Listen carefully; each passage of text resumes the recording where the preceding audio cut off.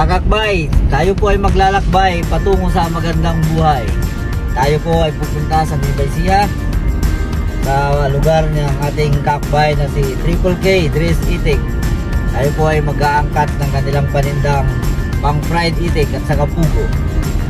Dito sa Triple K, dito masusubukan nating magbalahibo ng itik at saka magsusuplite. At ganoon din yung paglilinis ng mga balon-balunan.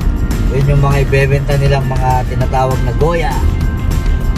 Dito sa ating pupuntahan, mamimit natin ang ating kakbay na si Sir Kevin at saka si Madam Rica.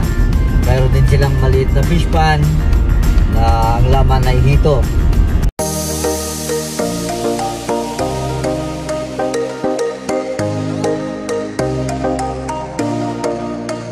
Kakbay, kita-kits na lang tayo sa farm ni Sir Kevin. So, mga kakbay, dito na tayo sa farm ng Triple K na pagmamayari na Sir Kevin at si Madam Rica. Dito nadatnan natin sila na nagkakatay ng 250 heads na itik at 250 heads na pugo para sa mga order nila sa araw na ito.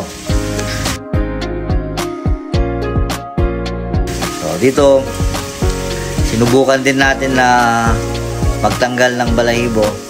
So masaya naman, at lalo na pag nakikita natin na masaya din yung mga kakbay natin sa pagtatanggal ng balahibo ng itik. So naging inspirasyon natin sila dahil masipag sila at matyaga sa negosyong ito. Dahil sa negosyong ito, naniniwala tayo na ito ay magiging maganda ang kita.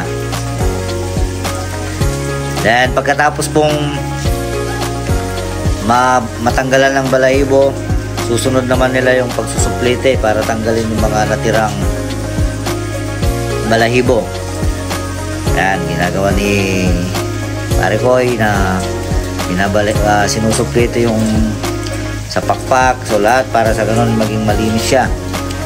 Pagkatapos na matanggalan ng balahibo sa pamagitan ng suplete, yan naman ay tatanggalan naman ng laman loob at ititira lamang yung atay sa katawan ng itik. At yun po ay iba naman yung presyo nun pag natanggalan yung atay. So lahat po yan ay pagkakakitaan.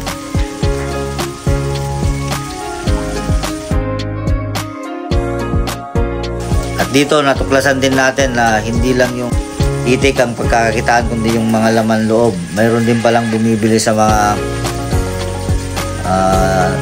mag-isaw. Yan. Pagkatapos na nahiwalay na yung mga laman loob, ito ay mamarinate sa pamagitan ng maglalagay ng asin, kunting asukal, at nilalagyan din ng lemongrass para mabango. Din pinapakuluan yan mga ilang minuto. Pag medyo malambot na siya, ito ay hahanguin. Pagkatapos yan, yan, pag medyo malamig na, palamigin lang konti at saka i-repack na siya, ipapacking na siya para pagkatapos nun i-deliver na sa mga customers nila. Yan, so dito pinakita din ni Sir Kevin ang kanyang munting fish pan na naglalaman ng 800 pieces na ito. Yan po sila, masasaya. So, nandyan, meron din yung mga kampong yan para protection sa mga predators nila, tulad ng ibon.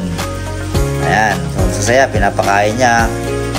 So dito rin ay tuklasan din namin na yung mga ibang pagkain ng itik na nakukuha sa balon-balunan ay dito rin pwedeng ipakain sa ating mga alagang ito na para lalong bumilis yung paglaki.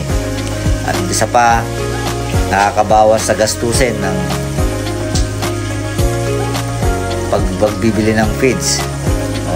So bawas doon sa gastos, then lalaki yung kita. So ganyan lang po kasimple ang ating mga negosyo. negosyong pag-iitik. Yan po,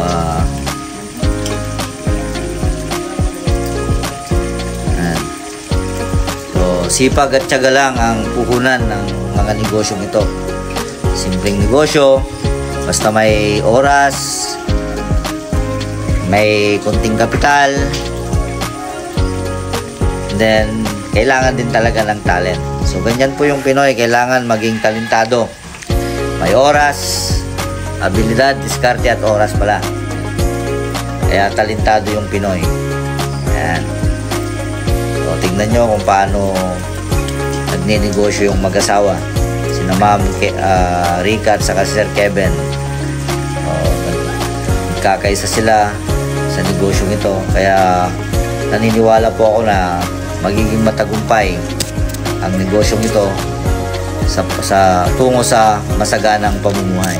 So mga kakbay, yan po, sa itik, sa industriya ng itik, marami kang pagkakakitaan.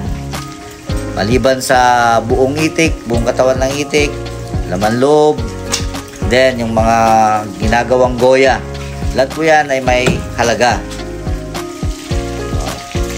Mga kakbay, dito po tayo sa masaganang buhay tungo sa matagumpay na pamumuhay. So, dito po tayo sa 3K's Dress Itik. Kasama po natin ang ating kakbay na si Sir Kevin at saka si Madam Rika. Ako po ay nagpapasalamat kay Sir na order ng marinated na itik, tsaka marinated na pugo, tsaka puguya. Para po matikman din po sa Santa Ignacia, yan, para mapaglalala nyo po lalo ng natin, produkto. Kung sino pong gustong order, ang location po namin, Barangay La Purisima, Aliaga, Nueva Ecija. Madam Rika, siya po yung pinaka-head na sa Triple K.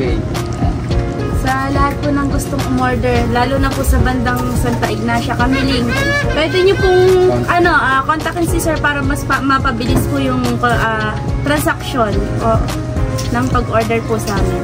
Siya na po bahala sa inyo.